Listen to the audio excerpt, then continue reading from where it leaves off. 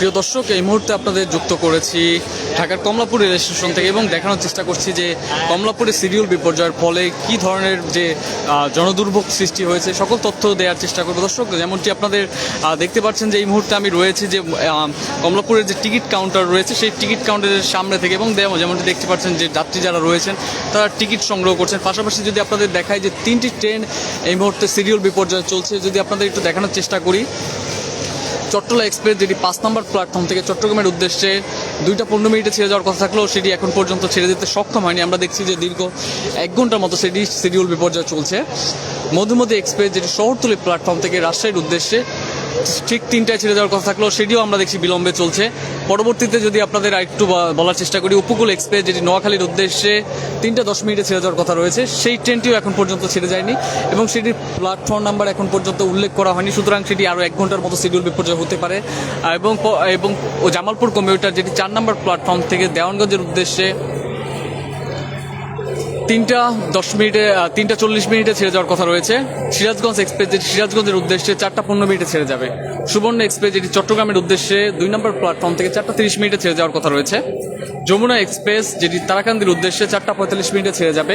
দর্শক, যেমনটি আপনাদের বলছিলাম যে 3টি ট্রেন এই মুহূর্তে শিডিউল বিপর্যয় চলছে এবং পাশাপাশি যদি আপনাদের একটু যে মূল ফটকের বাইরে যে টিকিট কাউন্টার রয়েছে, যেখানে টিকিট ব্যতীত যাত্রীরা এখান থেকে টিকিট সংগ্রহ করে এবং যে প্রবেশদ্বারটি রয়েছে সেই প্রবেশদ্বারের ঠিক সামনে থেকেই আপনাদের এই মুহূর্তে যুক্ত করেছি রেল নিউজের মাধ্যমে। যদি দেখাই যে এই মুহূর্তে যে কী পরিমাণে যাত্রীদের চাপ রয়েছে এবং যাত্রীরা এই কমলাপুরে আসতে শুরু করেছে তাদের গন্তব্যের উদ্দেশ্যে যাওয়ার জন্য।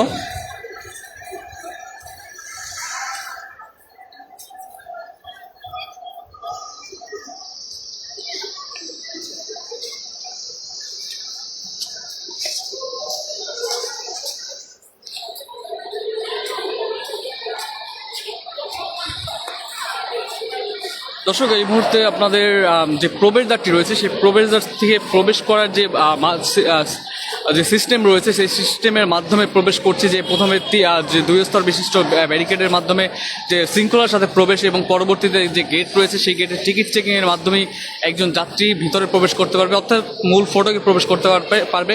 পরবর্তীতে তার যে প্ল্যাটফর্ম রয়েছে, যে প্ল্যাটফর্মে ট্রেন রয়েছে সেই প্ল্যাটফর্মে যে তাদের কাঙ্ক্ষিত ট্রেনটি ধরতে পারবে।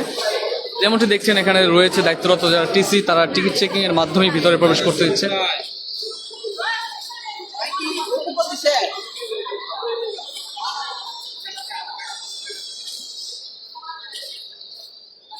দর্শক, যেমনটি দেখছেন যে বাইরে রয়েছে এলইডি স্ক্রিন, যেখানে যাত্রীরা তাদের যে কাঙ্ক্ষিত তথ্য এলইডি স্ক্রিনের মাধ্যমে জানতে পারবে এবং এরকমের এলইডি স্ক্রিন বেশ কয়েকটি এই কমলাপুরে রয়েছে, যেখানে যাত্রীরা তাদের কাঙ্ক্ষিত তথ্য, কোন ট্রেন কখন নাগাদ কোন গন্তব্যের উদ্দেশ্যে ছেড়ে যাবে সকল তথ্যই এই এলইডি স্ক্রিনে দেওয়া থাকে এবং কোন ট্রেন বিলম্ব হয়ে এবং সম্ভব সময় দেওয়া হয় কিনা সকল তথ্যই এলইডি স্ক্রিনের মাধ্যমে দেওয়া হয়। এবং পাশাপাশি রয়েছে আরএনবি সহায়তা কেন্দ্র, বাংলাদেশ রেলওয়ে তথ্য সেবা কেন্দ্র, পাশেই রয়েছে বাংলাদেশ রেলওয়ে পুলিশ এবং লস্ট অ্যান্ড ফাউন্ড সেন্টার, যেখানে যাত্রীদের কোনো কিছু যদি হারানো যায় সেক্ষেত্রে এখানে এসে অভিযোগ করতে পারবেন এবং কোনো কিছু যদি যাত্রীদের পেয়ে থাকে সেক্ষেত্রেও এখানে এসে জমা দিতে পারবে। এবং বলতে চাই যে মুঠোফোনের মাধ্যমেও যাত্রীরা তাদের যে কোনো প্রয়োজনে আপনারা মুঠোফোনের মাধ্যমে সেই তথ্য সেবাটি পেয়ে থাকবেন, সেক্ষেত্রে আপনারা ফোন দিতে পারেন 131 নাম্বারে এবং আপনাদের রেলভিত্তিক যে কোনো সেবা সেটি আপনারা মুঠোফোনের মাধ্যমে পেয়ে থাকবেন। পাশাপাশি দর্শক, আপনাদের বলে রাখতে চাই যে কমলাপুর বিমানবন্দর এবং বেশ কয়েকটি রেল স্টেশনে ইতিমধ্যেই যে ফুল প্ল্যাটফর্ম জুড়ে যে ফ্রি ওয়াইফাই সেবা সেটি দেওয়া হচ্ছে। আপনাদের যদি দেখায় যে কমলাপুরেও রয়েছে ফ্রি ওয়াইফাই সেবা, যেখানে এই যে স্ক্যানিংয়ের ব্যানার রয়েছে, যেখানে স্ক্যানিং করার মাধ্যমে যাত্রীরা তাদের যে ফ্রি এবং যে অবসর সময় রয়েছে সেই অবসর সময় ফ্রি যে ইন্টারনেট সেটি গ্রহণ করতে পারবেন। এরকমের বেশ পুরো প্ল্যাটফর্ম জুড়েই রয়েছে এবং বেশ কয়েকটি স্টেশনে আমরা দেখেছি।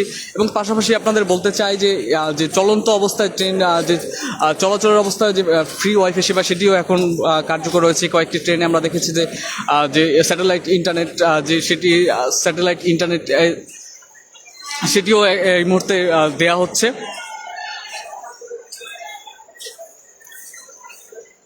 যেমনটি দর্শক বলছিলাম যে স্টারলিংকের মাধ্যমে যাত্রীরা ট্রেনের মধ্যেই তাদের যে ফ্রি ওয়াইফাই সেবা সেটি গ্রহণ করতে পারে। পাশাপাশি যদি দেখায় যে এই মুহূর্তে কমলাপুরে যাত্রীর চাপ কেমন রয়েছে সেটি যদি দেখায় যে 3টি ট্রেন বিলম্ব হয়েছে, সেই 3টি ট্রেনের যাত্রীরা যারা রয়েছেন তারা প্ল্যাটফর্মের বিভিন্ন জায়গায় তারা অবস্থান করছে। তাদের ট্রেনটি বিলম্বের ফলে তাদের মধ্যে যে একটি দুর্ভোগ সেটি সৃষ্টি হয়েছে, কেন তারা ট্রেন ছাড়ার বেশ কয়েক কয়েক মিনিট বা কয়েক ঘন্টা আগেই চলে আসেন, কেননা যাতে ট্রেনটি তাদের কাঙ্ক্ষিত ট্রেনটি মিস না হয় এবং আগে যাতে তাদের আসন গ্রহণ করতে পারে, সেক্ষেত্রে তারা বেশ অনেকক্ষণ সময় আগেই তারা ট্রেনের জন্য এই প্ল্যাটফর্মে আসেন এবং পরবর্তীতে যদি ট্রেনের শিডিউল বিপর্যয় হয় সেক্ষেত্রে আগে আসা এবং পরবর্তীতে আরও অপেক্ষা করা, এই দুটি মিলিয়ে তাদের দীর্ঘ সময় তাদের এই প্ল্যাটফর্মে অবস্থান করতে হয়। এবং এই প্ল্যাটফর্মে অবস্থান করার ফলে এখানে আমরা দেখেছি যে কেউ কেউ পরিবার সহ, কেউ কেউ একা ভ্রমণ করছে এবং কেউ কেউ হচ্ছে প্রবীণ ব্যক্তি এবং বাচ্চাদের নিয়ে এসেছে, যার ফলে দীর্ঘ সময় অপেক্ষা করার ফলে তাদের মধ্যে যে একটু দুর্ভোগ সেটি সৃষ্টি হয়।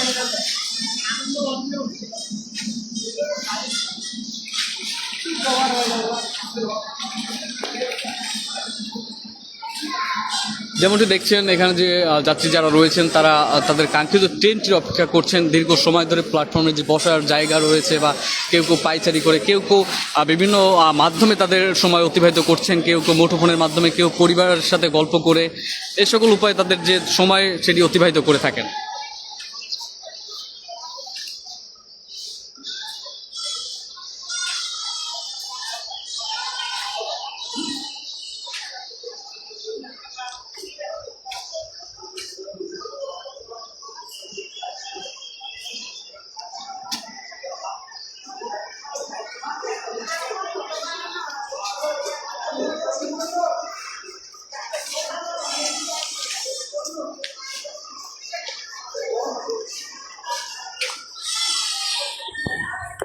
দর্শক, যেমনটি দেখাচ্ছিলাম কমলাপুর রেল স্টেশনের সার্বিক চিত্র, পাশাপাশি 3টি ট্রেন শিডিউল বিপর্যয়ের ফলে যাত্রীদের মধ্যে যে দুর্ভোগ এবং ভোগান্তি সৃষ্টি হয়েছে, সকল তথ্যই এবং সব চিত্রই আপনাদের দেখানোর চেষ্টা করেছিলাম রেল নিউজের লাইভের মাধ্যমে।